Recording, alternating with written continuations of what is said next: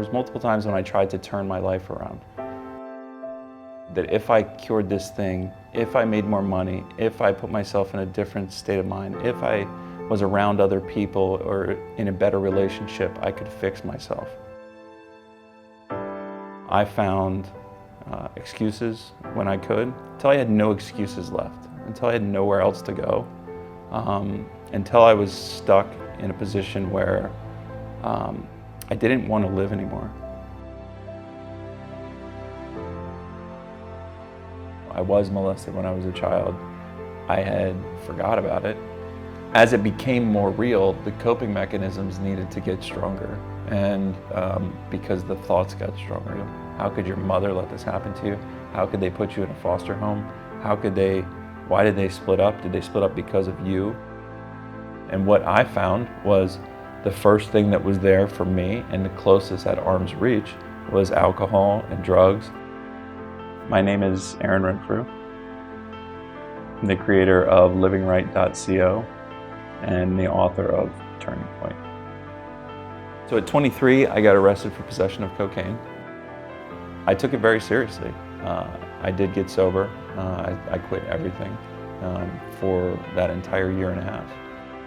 I don't think that I was ready to change my life for the positive at that time.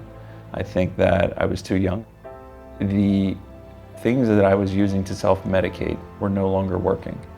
And the lies that I had told myself were not being treated. And the way that turned out was this just inward implosion of hatred, self-loathing. It wasn't until the pain reached a point where that change was possible, because it had reached a point where I wanted to die. And, I had a gun in my mouth. And it wasn't until I was 29, 6 years after the first time I got sober, that I really reached a point where I put my foot in the ground.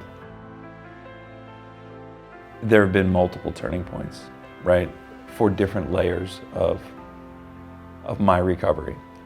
The most powerful turning point was listening to this guy speak, and he gets up and proceeds to tell a room full of people how he was molested as a child. And I almost fell out of my chair. The power is in the truth and the power to tell the truth. Simply taking alcohol or drugs or gambling or infidelity out of the equation, it does almost nothing, because in the moment those things are your medication and they make you feel better about yourself in the moment. So taking them out of the equation is not the answer. Taking them out of the equation and then taking action to fill that void is the answer. You have to do something to feel better about yourself, or you will fall back into old behaviors. First, you start to understand what the problem is. For me, that was having a higher level of faith, right? I walked around with this idea for most of my life that I was somehow in control of everything, and that I had to run the show, and that anything bad that happened was my fault.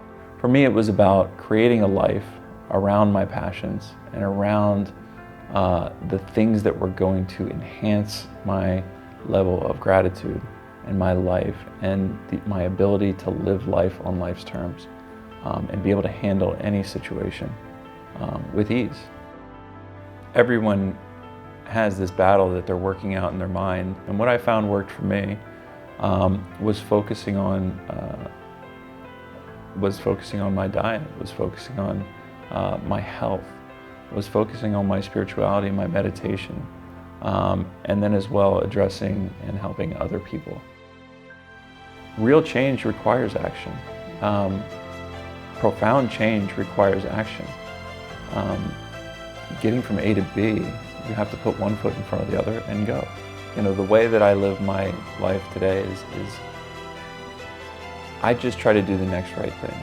I can motivate you for a minute, but until you have the ability to turn around and look into somebody's eyes that you've changed their life or you've helped them, you can't quantify that in a book.